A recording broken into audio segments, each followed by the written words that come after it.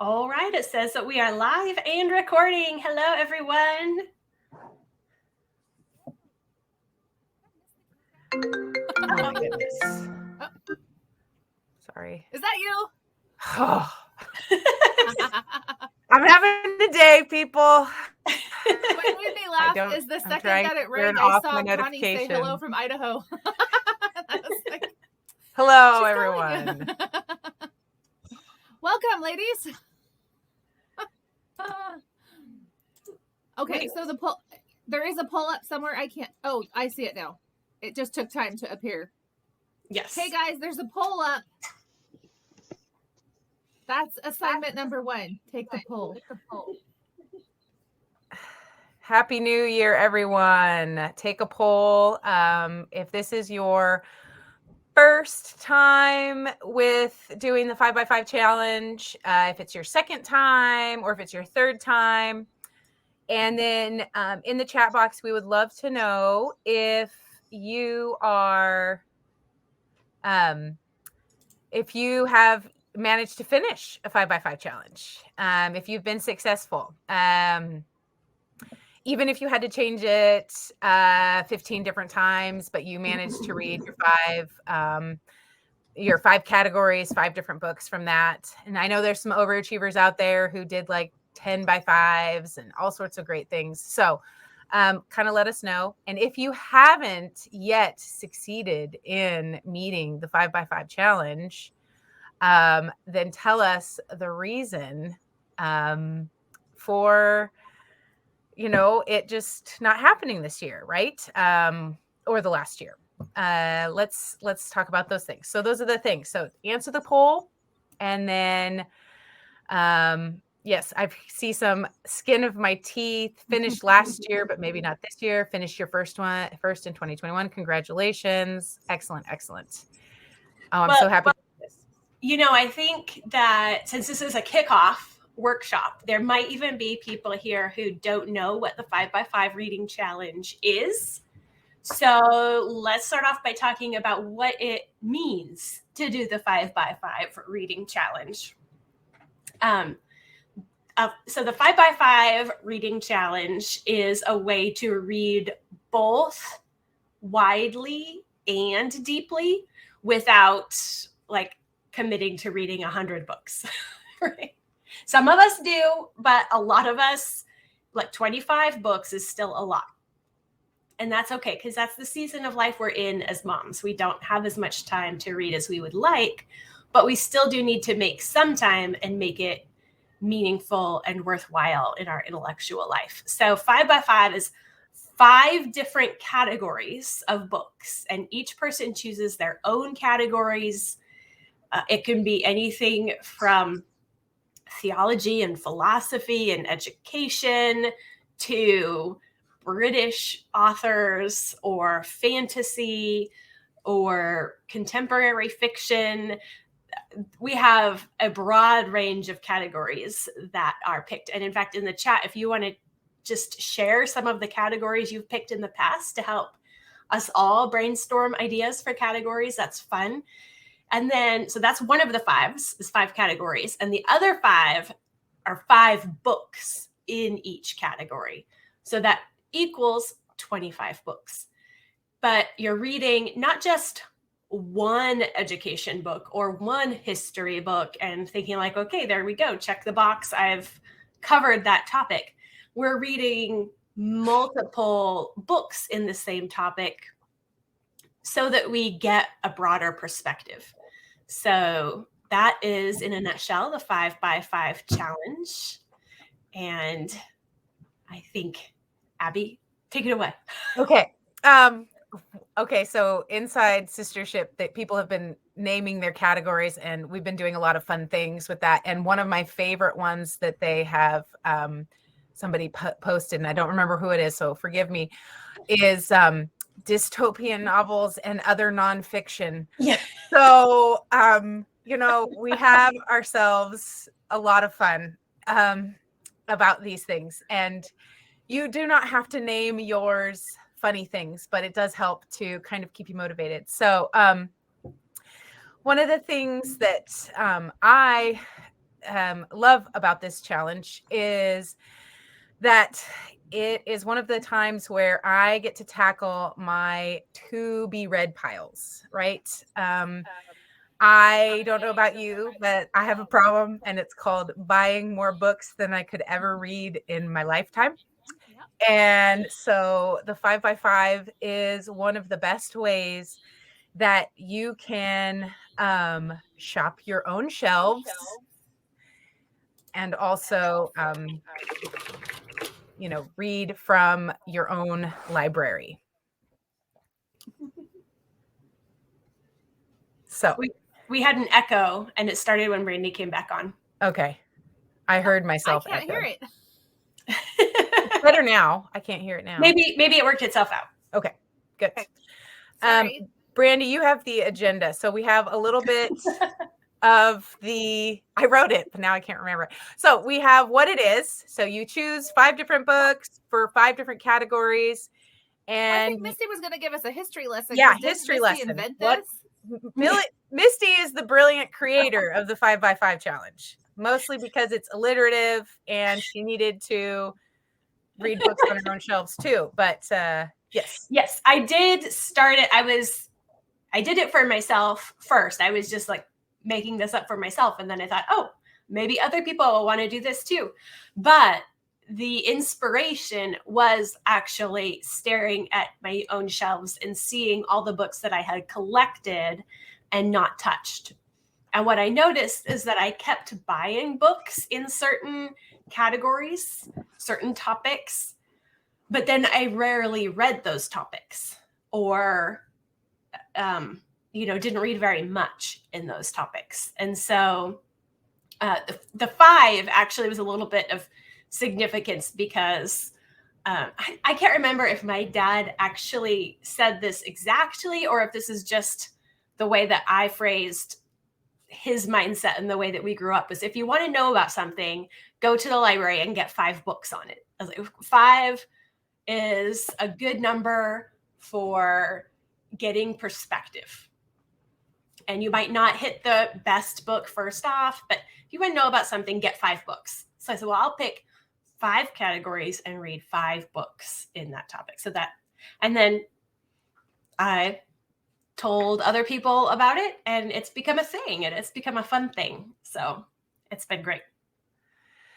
And not only that, it's very freeing for some of us who see all these wonderful book challenges out there, but they are very specific. Like you must read 1 poetry, 1 play, and all these different things. And it's like, I don't function well with that many constraints. I'm a rebel by nature. And so imposing my own very broad categories.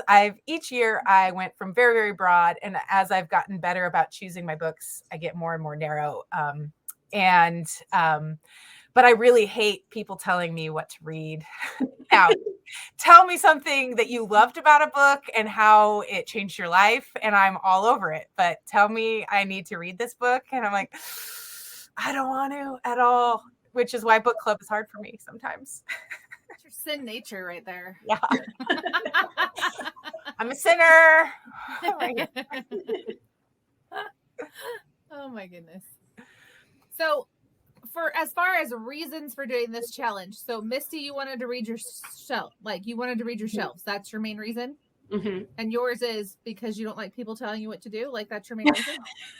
I mean, I love reading and I'm already going to read at least 25 books. I might as well do it with some intentionality and actually get through my books. And then no one can tell me what to do. I can tell myself what to do and I can disobey myself, which I will do also by changing my categories or lists. But it gives me a lot more freedom, but it does still stick with an intentionality. And that is my main thing is like that I'm actually hitting a subject or a topic that is either interesting or maybe is a stretching thing, right? It would be hard for me to just pick up a book, but if I have it on a list, I'm more likely to do it. Eliminates some decision fatigue, right? Because sometimes you look at your shelves and you're like, I have so many books and I don't know which ones. And so I just reread an older one, which is fine.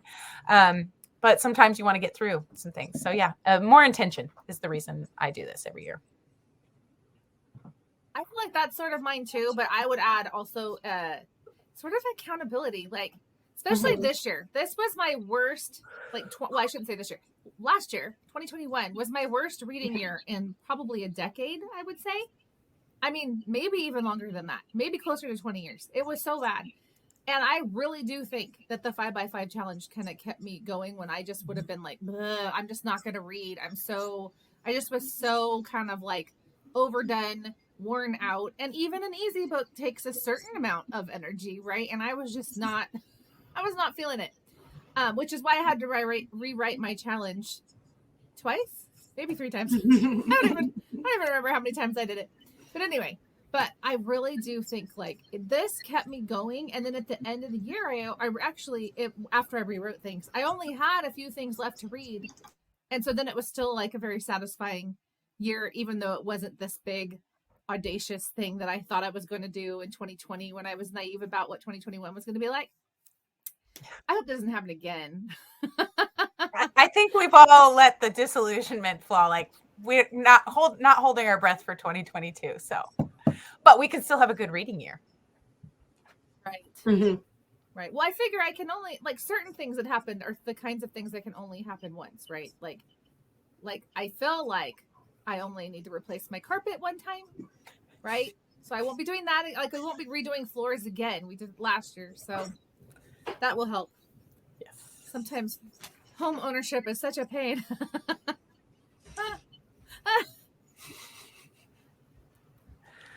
All right. So that's why. So, Abby, I believe you had this list of do's and don'ts. Yes.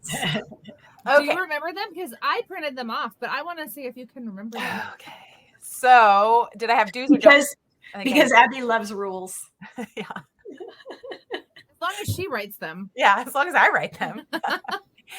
All right. So do's, I think I just had 3 for each because they were no help in constructing these do's and don'ts. So these are out of my imagination. Do shop your shelves. Is that the first one? Huh? Yeah. Okay. I already messed this one up. And that's totally fine. You don't. It's like have January to shop 7th. your shelves. But we didn't want this to be something that like, oh, I just spent Christmas and we, money and you guys already have books. I know that you have books on your shelves that you have not read. Do you know how I know this? Because I'm also that person. So do shop your shelves. See if there is some themes or some categories. Use what you have available to you. And it's not like you can't buy books on this subject, as you get closer, or if there are things like, I have a category for a local book club and online book clubs. And so I will have to purchase some of those books, but I don't have to do it right this second. So I'm going to tackle the books that I already have available to me everywhere in my house, which my husband's like, are you ever going to declutter books? Because we've been decluttering at the house. I was like, I think I already have some of those decluttered, but no. Are you going to declutter guns? Okay, so I have a due to spontaneously add that you made me think of. So this is my 5x5. It's not completely done, but for this year. But you can see how this one is empty right here. It's because this is the mistake I made last year, was that thinking my time was my own and my reading time was my own. And then realizing Misty is going to buy 5 books and send them to my house and tell me I have to read them. And other people are going to do that to me too. And I'm going to have to like pre-read for the kids I thought I wasn't going to have to pre-read for. And so I actually have this whole thing, and it's my educational philosophy section, because I decided I can reread things from my shelves if I have space. But more likely between like my school board reading and my Scholé Sisters reading, and like people are just going to tell me I have to read certain things, and I'm getting credit for them this year. They're on here. But I do think there's a place for like a blank category. You're going to have to read in that category, but you don't know what it is yet. It works. Mm-hmm. So that's my due. It's okay to leave it blank. Sorry. Apologize. That's you. Yeah. All right. Yes. Brandy needs a Misty's fault category. All right, another the last 10 years of my reading. Another do is to choose books with a variety of lengths, difficulty, and obviously topic. But do not kill yourself over thinking that you need to read. Everything needs to be a minimum of 400 pages and really difficult and old classics. Like, read some fun short books. Put some quick wins in there. This is not supposed to be something that is going to make you not want to read anything on your book list, right? Put some challenging books in there, but do add some short length, add some variety, add some things that, maybe are just, would be like, oh, should I even really count this? I have an essay by, let's see, on painting by Churchill. And it's really short, but I totally counted it one year because you know what? It was lovely and it was good. So there is no shame in adding short things. That's something I started trying to do is mix up within a category. So a category that might sound like nonfiction, finding something that's fiction that fits into that category. Like if I'm reading economics books, like there's a lot of different actually fiction books that touch on those topics. Yeah. You can even find lists that are like, like Marxist novels or libertarian novels or what. Like you can find lists online that have this, but it's like a way. I was thinking because Misty has a Marx category this year, right? I was just going to say, tell me what's a Marxist novel? I mean, I can't think of one offhand. I'd have to look up one of those lists for you, but it is a way of kind of like rounding out the category a little bit. And I think seeing those topics embodied in story is super helpful. Oh, yeah. I mean, Animal Farm is your classic Marxist novel. Oh, yeah. So there's always that. Sure. And it's short. But like libertarian. Okay, so libertarian is the theme. So like, what is it? The Moon is a Harsh Mistress. Oh yeah. Is a famous libertarian sci-fi book. Okay. So there's ways of doing it that just kind of, I don't know. So when you're feeling like you need to freshen up your category, you can add a novel to a nonfiction category. That's a good one. Yeah. Yes. And then which this is for all you rebels out there, do feel free to change your list. Maybe keep categories, but sometimes, maybe you read a lot aloud to your kids and you didn't get to a category. And so you just swap one for the other. Those are good things. We're not trying to make legalists here. There's no prizes for perfect execution of your original list. Like, sorry, there's no bonuses. It's just finishing it. That's what we get. Everybody gets a really neat little pin too. Yes. When you finish. And you get the opportunity to reflect upon your reading year. And that's actually really, really helpful. You guys, we've been reading the surveys from 2021 and it has been phenomenal. They are such a fun read, and all of the things that you guys have read and how much this has, how you see the impact in your own life. So it's really great to read all of those. And it's good for us to reflect, right? Contemplation, it's a thing. Okay. So do feel free to change. The don'ts. All right. Because obviously we don't take yourself too seriously. Just laugh and move on. It's okay if you have to abandon a book or change a category. Just stop it. Just don't worry about it. Life is hard enough without laughing. So don't take yourself too seriously. Don't give up if you get behind, right? Mm. If you're halfway through the year and you're not going to make it, do not abandon it. Still try and keep reading. We have 3x3 challenges, which you can do. We have those available in Sistership. And, that's still reading something, right? We're not going to abandon our intellectual life if things go awry. Things happen. I mean, the last 2 years have been proof positive of this. I imagine Misty is, moving here soon. So some reading is going to get interrupted, or it's going to be just all audiobooks, right? Like, so we can make adjustments, but do not abandon it. It's good time. It's well spent investing into your intellectual life. Okay. And the final don't that I have is don't set yourself up for failure, right? I know all of us have, those lists in the back of our mind of the should reads, right? The, sorry, Lisa Amer, Dostoevsky and the Russian literature that, you should read, but you're like, just maybe in a few years when things look a little less dystopian in my life, or I can handle the angst of Russian things. Live in Oregon, it's not happening. Nope. I know. So anyway, you have to move. Anyway, not likely, but anyway, but don't set yourself up for failure. And like we said, choose some short books in each of your categories. Choose a category that you absolutely love. One of the things that I did not put on my list last year was books about fitness and educate and like health and all of those things. And so it's back on my list this year because I still read a few, but I actually really, really love reading about that. And while that may not be a stretching one for me, I picked some ones that would be a stretch for me to finish. Some bigger books, some more like actual nutritional information, because it's something that I really love. So have some things that you actually look forward to reading. Don't just put a bunch of shoulds on your list, right? So don't take yourself too seriously. Don't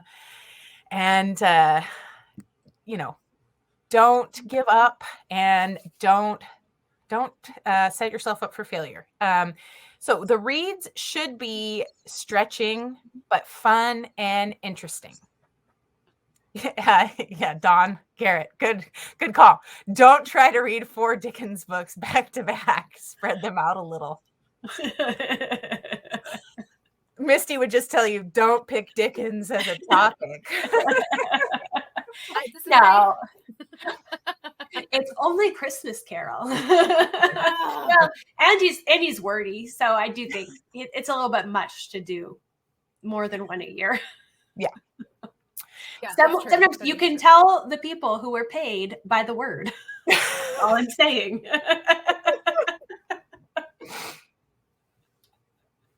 All right, Brandy, I got through my do's and don'ts. I did find you had one earlier where when you said do shop your shelves, then you said don't buy more books. And when I read that, I was like, I got this $100 Amazon card for Christmas. Oh, totally doesn't count. I spent every cent on new books. And a lot of them were under $10. Like, I have so many books coming to the house. Is it for yourself or for your children? No, they're all for me. Love it. Brandy's my hero. Love it. Okay, so I will say, so somewhere up here in the chat, they were saying, like, don't declutter books. But when I had my carpet issue this summer and I had to physically touch every book in the library, I decided that actually there's 2 ways to improve my library, and one of them was to get rid of books that I actually wouldn't recommend to anybody, including my own children. Yep. Probably would never reread because I really am limited on shelf space, and I just realized I have all these books that are like, they're not the best book on the subject anymore. They might have been 15 years ago when I bought them, but they're not what I would tell anybody to read. So I got rid of 1,000 books. Like, so many. So now I'm just like, it's pure license. People get an Amazon card, and I'm like, I have like a whole empty shelf. I'm filling it up. It's really bad. It's really bad. Anyway. Yeah. Wow was right. My husband was really happy, but I don't think he realized the monster it was going to create by me having space. You were going to fill that shelf with fill the void. Yeah. I did find out. I did say 1,000. I did find out, Misty. I told you one time I didn't own a copy of Pride and Prejudice, and somehow buried in my library I had 3. Yeah. So, yeah. Anyway, sorry. Enough about my library, but I am buying books in rare form right now. So, Do you guys have your challenge sheets? Can you share them and kind of show people how you set them up? And okay. Yeah. So I named mine fun little catchphrases. That way I could easily remember them. It's kind of a mnemonic for me so that I can keep track a little easier. So I have my Onward Christian Soldier because that's my theology and devotional category, because I feel like the church militant might need to be a thing. So this and I have a few things already picked out, but it's got some room for that. Misty's book is one of them, so it gets to go on there. And then I have The Pen is Mightier Than the Sword, which is my writing category. And I have 3 of those books chosen, but Misty put a couple more suggestions in Sistership. And so I actually was like, well, I probably have to buy some books then. So, anything to avoid actually writing. Reading about writing is way more fun. And then Space, The Final Frontier is my science fiction category. And so I am going to read the Ransom Trilogy, and I have a nonfiction book about that as well. Plus I have Dune that I bought my family for Christmas. So we might read that because we actually really loved the movie. And then I have possibly Hitchhiker's Guide to the Galaxy or Hail Mary, which is another book by the guy who wrote The Martian. So because I thought that book was hilarious. Misty doesn't like it. That's okay. It has lots of cussing watching it in the first part. That's a really Allie, I'll get back to you on the Ransom nonfiction. It's by Canon Press. I can't remember the name of it right now, but it goes through as a guide. And then I like to move it for my fitness and health. And I'm really excited about that because I have some audiobooks on that and I have some other stuff. And my sister's getting married this year, so I have to get back into shape from COVID. Because she's like, you guys think I'm fit?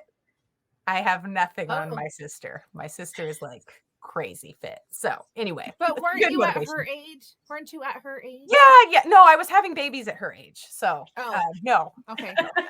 different things. But anyway, and then Friends Don't Let Friends Read Alone is my last category. And it is my book clubs and books recommended by friends. So nice. Yeah. I like that. Do you want to go, Misty, or do you want me to go? You go next. Okay. I kind of did what you did, sort of. Abby, I didn't realize you were doing this. I wanted to create great minds category that could also double as a playlist on Instagram. Yes. So I'll say what the category is, and then I'll say the song. So no, say the song first and see if I can figure out the name. Okay. Drops of Jupiter by Train. Science fiction. Yeah, sci-fi. Okay. I'm gonna that's a terrible song. Sorry. All I was thinking was planets. Like I just couldn't get it out of my head one day, and so I was like, "This is gonna be my sci-fi category." How about Planets by Gustav Holst? Or Holst. So anyway, I'm gonna do like more Michael Crichton, even though he does a terrible job of like he tells instead of shows when he shouldn't. So there's always some character preaching like a bad Christian film, but I'm going to read it anyway. And then I'm going to read some more Discworld novels just because I've been in the world and I've been in the mood to do that for a while. Next category. What doesn't kill you makes you stronger? Fitness and health? Gymnastic? Yeah, sort of. I read a lot of nutrition books, but I'm going to like, my angle is actually some of like the history of some of this stuff. So like I'm reading a book on Louis Pasteur. Ooh. I'm reading is that the one about cancer? The maladies? No, it's more like the development of germ theory. Okay. And I'm reading like Harriet Washington's Medical Apartheid, which is like the experiments that like the Tuskegee experiments and that kind of stuff. So anyway. So I mean, it's an interesting take on a category I read a lot of. So I'm kind of excited about that one. And then I have so I did Another Brick in the Wall by Pink Floyd. We don't need no education. So is it education books? Yeah. I'm killing it on name this category. Okay. Just because I have a kid that like really loves the part about teacher leave those kids alone. So, but mastery and activity, Brandy. Exactly. You've been preaching that forever. That's right. So that's my blank one. That's the one that I know I will read on. It's just I'm not exactly clear what I will be required to read. But if I can fit it, I would love to reread Norms and Nobility, because when we recorded on that earlier this year, I was like, earlier this year, I guess it was the end of last year, but it's in an upcoming episode. But I was like, I have forgotten more of this than I would care to admit. And so I need, even though I've read it many times, it's time to reread it. So I'm hoping to fit in. And then I have We Are Family. Can you guess what that's about? Family culture? Yeah. There you go. I decided I need to be a nicer mom, so I'm going to see if this will help. And Misty's book fits in this, so I'm reading Convivial Homeschool in my family Look at category. that. Both of us. All of us have it on our lists. It's not on my list. Well, you wrote it, so. I read it enough times last year. Abby, I don't think you can guess this one. Okay. Sweet Child of Mine. Guns N' Roses, but. I know what the Guns N' Roses, I know what the song is. Of course you know. Sweet Child of Mine. I don't know. Pre-reading for my kids. Oh, better than knock, knock, knocking on heaven's door. Which I already finished one. I finished Good one job. a couple days ago.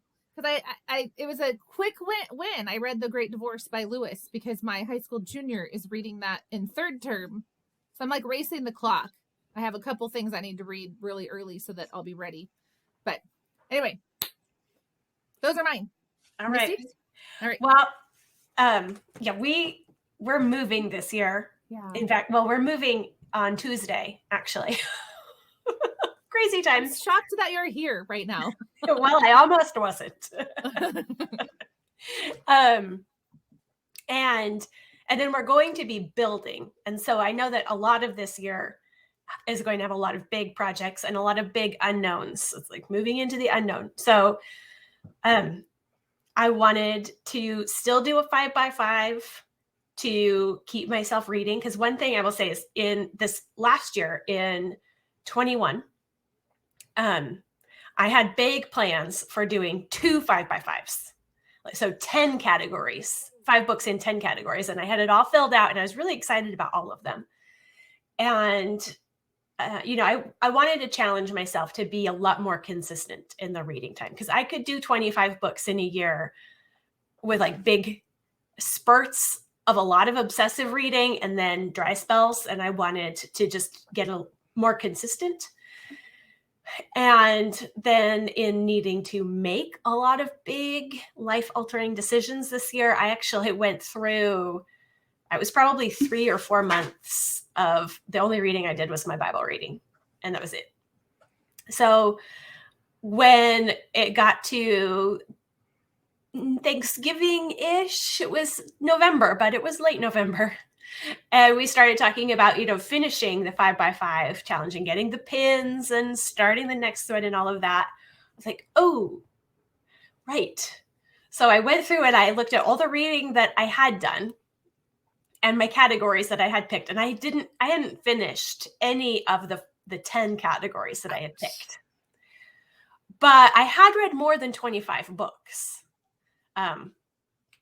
Well, at that time, it might have been right around 25. But so I started like trying to fit them into categories, rearranged my categories, and ended up reading. I read 4 books in December, and one of them was just finishing, but the others were like I started and I read and I finished them to have a legit finisher's pin. But what I found when I just was like, no, I'm going to read. I'm going to prioritize reading.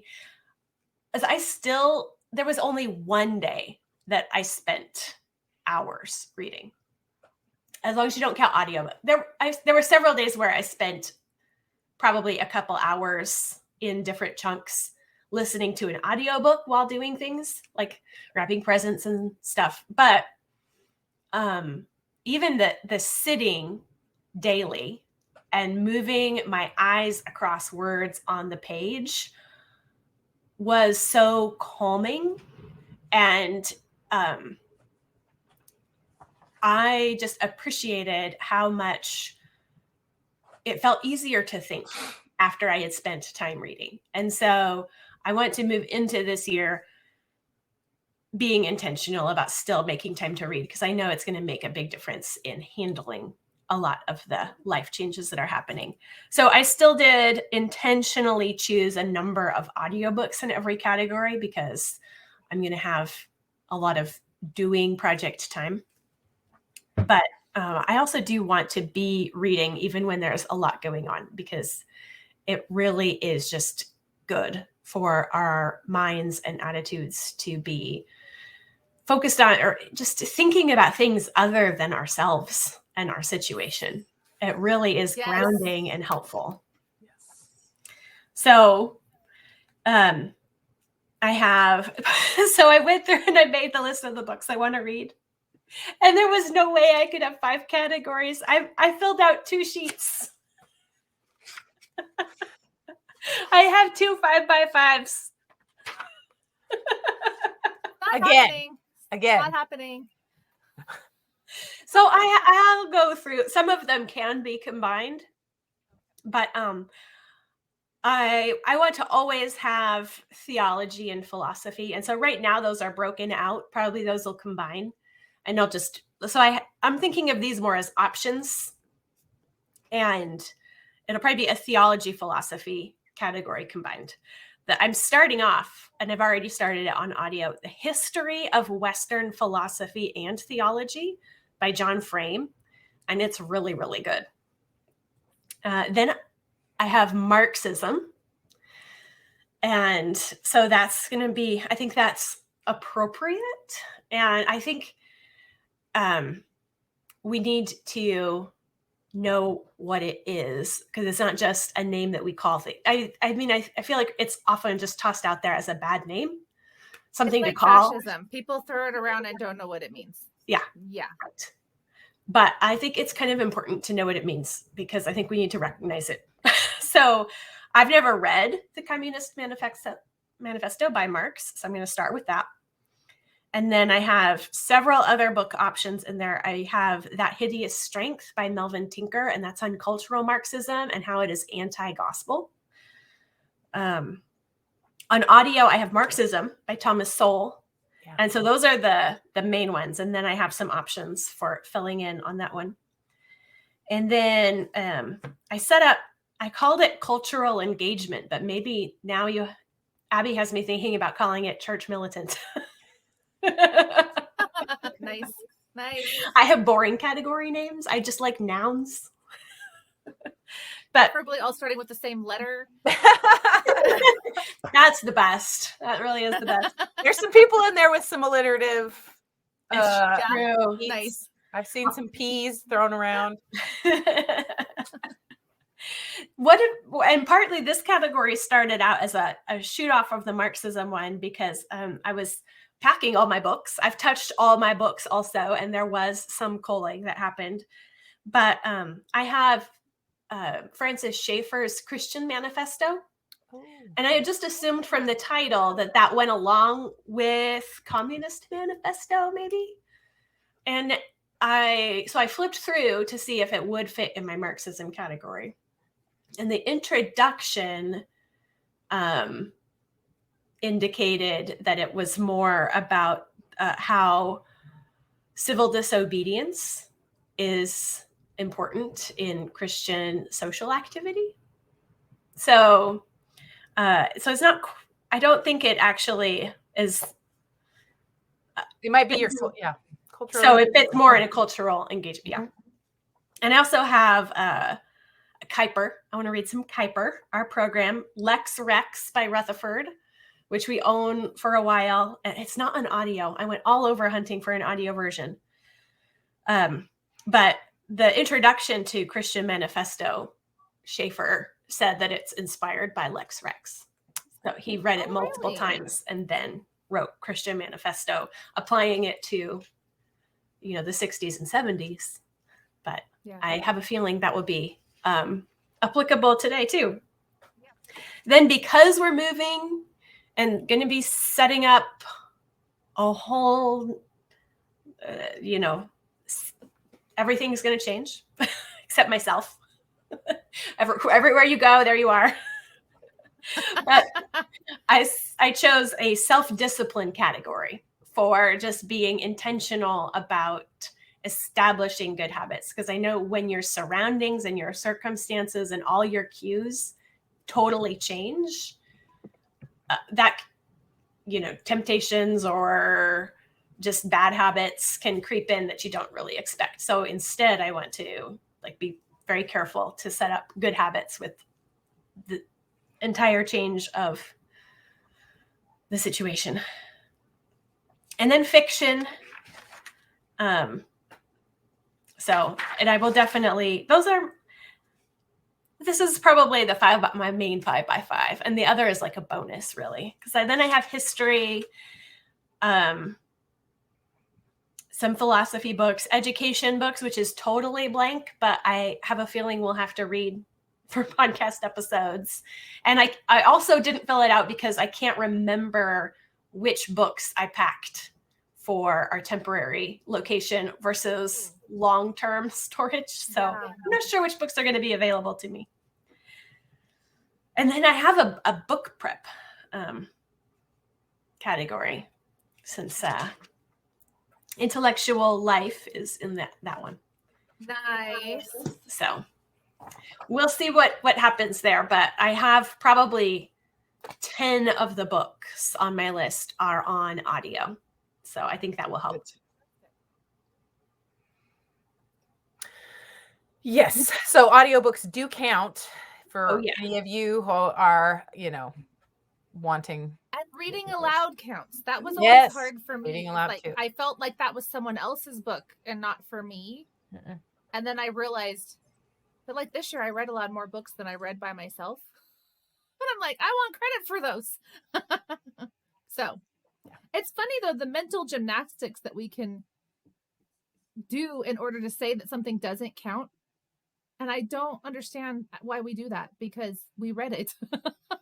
But it's weird how we can think about our reading. I don't know. Anyway. Good. All right. Okay. I think we have a couple questions in here. Yeah. I don't know. You go ahead and look at that. But what I'm going to talk about too is that if you are needing help with categories and things, Sistership is the place to ask. But we also have pre-filled plans, and it is underneath our 5x5 accountability group. So Misty has the option to screen share, and we're going to talk through this.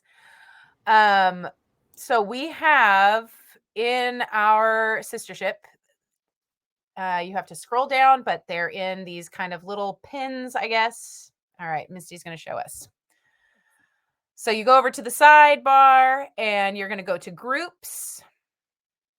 And we rearranged it so that the second group available to you is the 5x5 accountability group. And I am in there weekly posting my goals and my reading tips and what I'm reading this week. And I invite you all to join and be members of this, because you can keep accountability with us. So we check in with each other. We offer each other suggestions and encouragement, and it's good to just state your intention. And so you write it in there every week in the comments, and then that's what you're going to do this week. For me, accountability is key.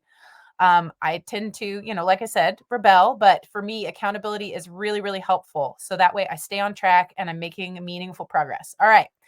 So as you can see in the middle here, she has something called featured, and Misty is going to scroll back side to side. It's kind of a horizontal scroll. And we have things for everyone. We have pre-filled plans for if you need some inspiration. And they have suggestions from Brandy, myself, Misty, even Pam has a bubble book bubble bath book category this year, and they look fabulous. We also have printables for our family members. Maybe this is something that you want your kids to do. We have one that has categories already chosen because Misty saw that her kids needed a little bit more direction. And so she went and looked on her shelves. It's so they read a little bit more widely. And then there's blank ones. We also have ones for Scholé dudes. Is that what it is called? Brandy? Is that what It might have been. I'm trying to or remember dads? what mood I don't I was know. in. But something like that. Some of you who have husbands who listen to our podcast. My husband will never listen to our podcast. And so if you are wanting to, there it is. So it's just a plain. It's a nondescript. Okay. So that way coffee mugs with hearts doesn't offend, the masculine among us. Or if you don't like pink and purple, that's fine. Misty likes it for all of us. But we have that available for you as well. And let's see. Okay. And then kids plans. So we've got pink and green and plain and pre-filled categories. So all of these things are available to you. Oh, they look so nice. And if you're like me and have only a black and white printer at home, I just send a whole bunch of them to get printed at the office supply store, and then I go and pick it up. So you don't need to have a color printer, but if you want them in color, you can. Let's see. I will say the men's one also is good for teen boys. Yes. Because they don't, even the green with stars, because it says kids, they don't like it. Yeah. Yeah. Yes. And we will have quarterly Zoom meetups where we can talk about our progress, troubleshoot, get book suggestions, add more books to our to be read pile. Oh, and here's the 3x3. If you know this year is maybe going to be a tough year, or if you maybe have a new baby or some illnesses, or this is your first time in and you're dipping your toe in, a 3x3 challenge is a great place to start, right? Pick 3 different things, pick 3 different books, and go for it. We want you to be successful. So this is a way to, or maybe you have a kid who would like a 3x3 challenge, right? These are options. All right. Do we have anything else in that featured area? We'll have events, and they're going to be quarterly meetups where we'll talk books and all those things. And then we want to talk a little bit about the 5x5 journal because of many different things. It's not going to be available to be shipped until in February. But people are already buying it, and it's going out the door, and we have early bird pricing. So you should probably purchase it sooner rather than later, because we got a limited amount of copies. We weren't sure how it was going, and so we want you to do this. So and then we have downloadable pages for you to be able to write in until you get your actual physical journal. So if anyone has any questions, or do you guys want to say anything more about the journal? Well, okay, so the journal has 5x5 sheets inside of it. Yeah. So that's a place for you to put yours. What I did was I filled out, like this for me as I was going.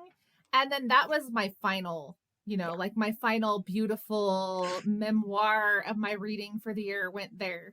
So it has that, but it also has other pages. Like it has things for keeping a list of books that are recommended. So we recommend if you come to the 5x5 challenge meetups, the quarterly meetups, you bring that with you and keep it open to that page, because people start telling you all these amazing books they're reading.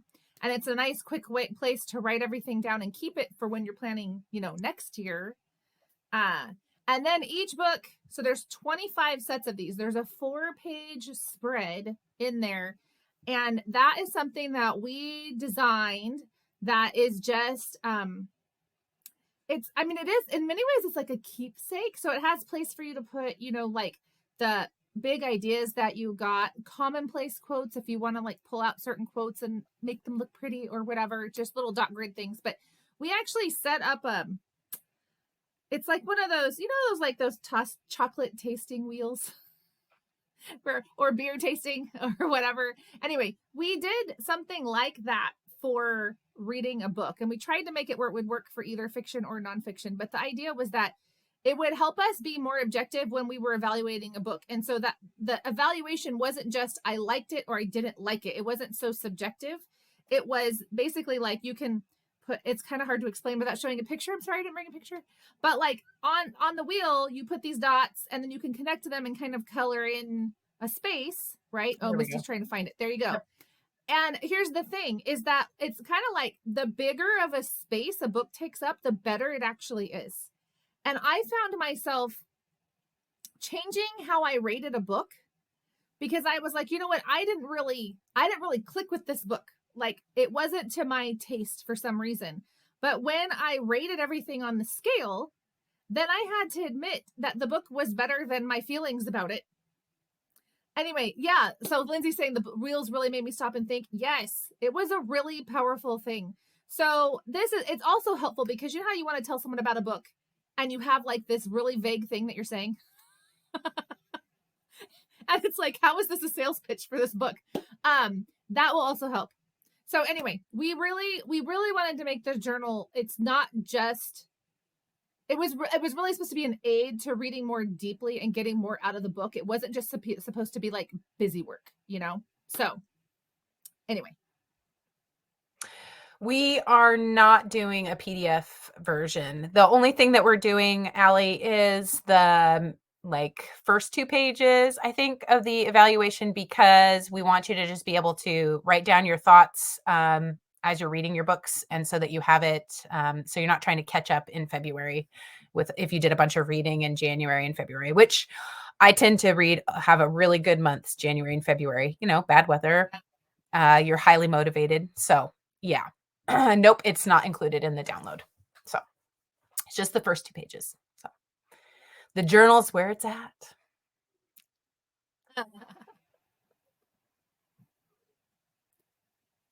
Okay, we have like a few minutes left. Okay. Is there any questions that we need to answer? I do like this question here. I think it's important. Do you have any advice or encouragement for slow readers? I love to read, but I like to take my time and ponder. Mm-hmm. What is I feel like, Abby, your quick win advice kind of goes. Yeah, I think also too the really great quote about I'm not going to get it right because I don't have it in front of me, but it's like the idea that a small task, if really done daily, will beat a spasmodic Hercules every day. Right? It is the tortoise versus the hare. If we really diligently read a small amount every day, you can have plenty of time to contemplate and really let it soak in and do this. But also on the other side, sometimes it's okay to just not have 100% comprehension. You probably don't have it anyway, which is why we reread good books. So if you like Norms and Nobility, you could spend a lot of time in just one chapter. And sometimes you just need to move on because you're not going to get what David Hicks is saying until you read it a few more times and have a lot of discussions and people explain to you. And then even so, you may not get all of it. So remember that even if you like to read things slowly, it does not mean that you have to like eke everything out of it. I think that way how we read our Bibles too. Sometimes it's good to just listen to it and maybe you catch a few nuggets and you just keep going, or you know, your mind wanders and things like that and you don't get everything out of it. But it's like we're going for over the long haul. Things are going to get into us and it's going to make us more mentally prepared, right? It's going to fill our minds, and that's what we really need to do is have our minds being filled. And a daily drip is a great way to do it. Going boom and bust is never going to be as helpful or enriching as a daily habit. So the other thing I will say is like reading and then doing something else like gives you time for that ponder. Like you don't have to necessarily do the thinking part of it like during your reading time. If you have I mean, I don't have toddlers anymore, so I know it gets trickier when you have really little kids. But if you have, like, I mean, I'll be up late at night folding laundry. And I get a lot of thinking done during that time because I can't actually read while I'm folding laundry, though I would like to. I mean, I guess I could do audiobooks, but I never do audiobooks. So, but the other thing I was thinking is like there's slow reading and then there's slow reading. So to me, like spreading a book out over a more extended period of time so I have time to kind of marinate in it. But then there's slow, like words per minute slow, like you're a slow reader. And there are ways to improve reading speed. And so I think one of the easiest ways to do that, if any of you are just would like to up your reading speed, is to get the book Limitless. And he explains to you how to become a faster reader. And I read really fast, and doing what he did actually increased my words per minute, even for me, like even though I already read fast. It was really interesting. But he gives you some tricks, because I do think sometimes we get into bad habits. We're reading the same line over and over, or we like check out and realize we had stopped paying attention. And so now we got to go back and read it again. Like, anyway, so it's Limitless by, I think his name is Jim Quick, Kwik. I'm looking it up right now. I'll put it in the But show. I've done this with some of my kids too, who it's just like school's taking forever because we have stopped having we've stopped reading at a fast enough clip, right? So anyway, I think it's great to read slow and ponder everything. But if you're frustrated because you actually read slow, there are things that you can do that will help. So anyway, just a thought. I had something else I was going to say too. Jennifer, it might be. She said, is Limitless good for teens needing to read faster for standardized tests? It might be, because it just increases overall reading speed. But then he does give you some points about actually, like paying attention. Because if the words are flying by quickly, but you're not paying attention, then it kind of doesn't matter, right? So, Anyway, add to cart. It's official. Yeah, wouldn't be an official Scholé Sisters without buying a book. Way to go. Yeah. Yes. I mean, if you didn't buy a book during one of these things, did it really even happen? Like, were you even here?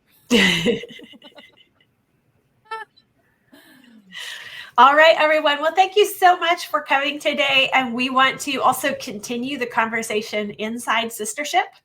So both in the main area, which is totally free and also completely private. It's not Facebook. It's not other platforms. It's our own platform. That it won't sell you bras and underwear while you're trying to scroll through to see. Yeah. That's what's happened to me on Facebook. So anyway. No ads. Very few photos. It's moms wanting to dig in and think about and read about and apply big ideas in their life and homeschool. So you can chat more about that in the main area in the Scholé Sistership. And then there's also that 5x5 accountability group, which every week people check in and share how they're doing. Every quarter we do a Zoom meetup and talk about what we have been reading and also troubleshoot that, fitting the reading in and making it happen and adjusting our 5x5 as we go throughout the year. And then, of course, all kinds of sharing. And it's the 5x5 accountability group where you can find the pre-filled plans and the 3x3 and the kids plan and all of that. So we would love to see you there. And Allie asked us to share what we have so far in our 5x5 plan. Okay. So let's do that. And everyone can pop on in there and share how your 5x5 planning is going. Yes. Excellent. Looking forward to seeing you all. Bye. Thanks for coming. Bye.